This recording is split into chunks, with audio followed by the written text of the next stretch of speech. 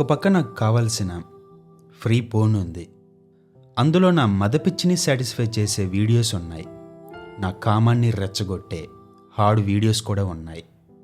But అయినా నేనెందుకు ఒక ఇన్స్టా ఇన్ఫ్లుయెన్సర్ చూపించే చిన్నపాటి ఎక్స్పోజింగ్కి సబ్స్క్రిప్షన్ తీసుకుంటున్నాను?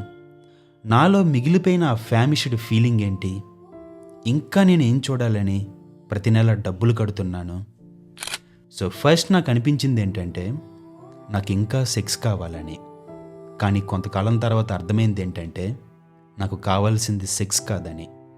ఎందుకంటే సెక్స్ని నేను ఇప్పటికే వేల సార్లు చూశాను, వందల సార్లు అనుభవించాను.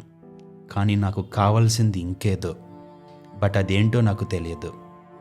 ఇక్కడ ట్రాజడీ ఏంటంటే మనిషి కడుపు నిండుతుంది, కానీ కోరిక ఎప్పటికీ నిండదు. అది ప్రతి సాటిస్ఫాక్షన్ తర్వాత ఇంకా ఏముంది అని ఆత్రంగా అడుగుతుంది. ఒక వీడియో తర్వాత ఇంకో వీడియో, ఒక ఫ్యాంటసీ తర్వాత ఇంకో ఫ్యాంటసీ, ఒక ఫేస్ తర్వాత ఇంకో ఫేస్. అయినా ఆకలి తీరదు. దాంతో చివరికి నువ్వు సెక్స్ని వెతకడం ఆపేస్తావు, కొత్తదనాన్ని వెతకడం మొదలు పెడతావు. మేబీ అందుకేనేమో పోర్న్ ఇండస్ట్రీ సెక్స్ని అమ్మదు, నావెల్టీని అమ్ముతుంది. సోషల్ మీడియా బ్యూటీని అమ్మదు, అటెన్షన్ని అమ్ముతుంది. ఇన్ఫ్లుయెన్సర్స్ తమ శరీరాన్ని అమ్మరు, నీ క్యూరియాసిటీని అమ్ముతారు. అప్పుడు నాకు ఇంకో డౌట్ వచ్చింది. నా ఇష్టంతో, నా తీరని కామ కోరికతో సబ్స్క్రిప్షన్ తీసుకొని నేనెందుకు ఆ ఇన్ఫ్లుయెన్సర్ని బిచ్ అంటూ తిడుతున్నాను, సమాజాన్ని నాశనం చేస్తుందని నీతులు చెప్తున్నాను? మొదట నాకు అనిపించింది ఆమె తప్పు చేస్తుందని. కానీ కొంతకాలం తర్వాత అర్థమైంది నాకు ఆమె మీద కోపం లేదు, నాకు నా మీద కోపం అని. ఎందుకంటే నేను కొనాలనుకున్న వస్తువుని కొన్న తర్వాత ద్వేషించడం మొదలు పెడుతున్నాను. సో నాకు కావాల్సింది ఆమె కాదు, ఆమె చూపిస్తున్న ఫ్యాంటసీ. కానీ ఆ ఫ్యాంటసీ కూడా మిగతా అన్నిటిలాగే కొన్ని నిమిషాల్లో చనిపోతుంది. అప్పుడు మిగిలింది ఇద్దరం కాదు, నా అసంతృప్తి మాత్రమే. విచిత్రం ఏంటంటే మనిషి తన కోరికలకి బాధ్యత తీసుకోడు, తన కామాన్ని కామంగా ఒప్పుకోడు. ముందు కొనుగోలు చేస్తాడు, తర్వాత తీర్పు చెప్తాడు. ముందు చూస్తాడు, తర్వాత ద్వేషిస్తాడు. ముందు కోరుకుంటాడు, తర్వాత నీతులు చెప్తాడు. ఎందుకంటే తన కోరిక వల్ల సిగ్గుపడే మనిషి తన సిగ్గుని ఎప్పుడు ఇంకొకరి మీద బలవంతంగా రుద్దుతాడు. బహుశా అందుకేనేమో మనిషి సెక్స్కి అంతగా భయపడ్డు, తనలో ఉన్న కామాన్ని చూసి భయపడతాడు. ఎందుకంటే కామం అనేది ఒక స్ట్రేంజ్ థింగ్. అది తీరదు, ఎప్పటికీ తీరదు.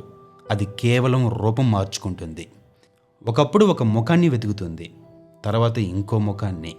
ఒకప్పుడు ఒక శరీరాన్ని వెతుకుతుంది, తర్వాత ఇంకో శరీరాన్ని. ఒక ఫ్యాంటసీ చనిపోతుంది, మరో ఫ్యాంటసీ కోరికల్ని చీల్చుకుంటూ పుడుతుంది. ఒక సబ్స్క్రిప్షన్ ముగుస్తుంది, మరో సబ్స్క్రిప్షన్ మొదలవుతుంది. కానీ కామెడీ ఏంటంటే నేను ఆ ఇన్ఫ్లుయెన్సర్ని చూడడం లేదు, నా బోర్డమ్ని చూస్తున్నాను, నా ఒంటరితనాన్ని చూస్తున్నాను, నా లోపల ఇంకా చనిపోని ఆకలిని చూస్తున్నాను. కానీ దాన్ని ఒప్పుకోవడం కష్టం. అందుకే నేను ఇంకో అబద్ధాన్ని కనిపెట్టాను. ఆమె వల్ల సొసైటీ పాడైపోతుందని, ఆమె వల్ల కల్చర్ నాశనం అవుతుందని, ఆమె వల్ల వాల్యూస్ చనిపోతున్నాయని నీతులు చెప్పడం మొదలుపెట్టాను. కానీ నిజం ఏంటంటే నా సబ్స్క్రిప్షన్ హిస్టరీలో ఉన్న ప్రతి రూపాయి నా నీతుల కంటే నిజాయితీగా ఉంది. నా సబ్స్క్రిప్షన్ హిస్టరీ నన్ను చూసి నవ్వుతుంది. అంటే నువ్వు ఎప్పుడైనా గమనించావా? మనిషి ఎక్కువగా ద్వేషించేది తనకి అత్యంత ఆకర్షణీయంగా అనిపించే విషయాలనే. అందుకే కొందరు సెక్స్ని రోజూ తిడతారు, బట్ అది లేకుండా ఉండలేరు. లవ్ చేయడం తప్పంటారు, కానీ నువ్వు నన్ను ప్రేమించాల్సిందే అంటారు. ఇంకొందరు డబ్బుని ద్వేషిస్తారు, ఆ నెక్స్ట్ మినిట్ బ్యాలెన్స్ చెక్ చేసుకుంటారు.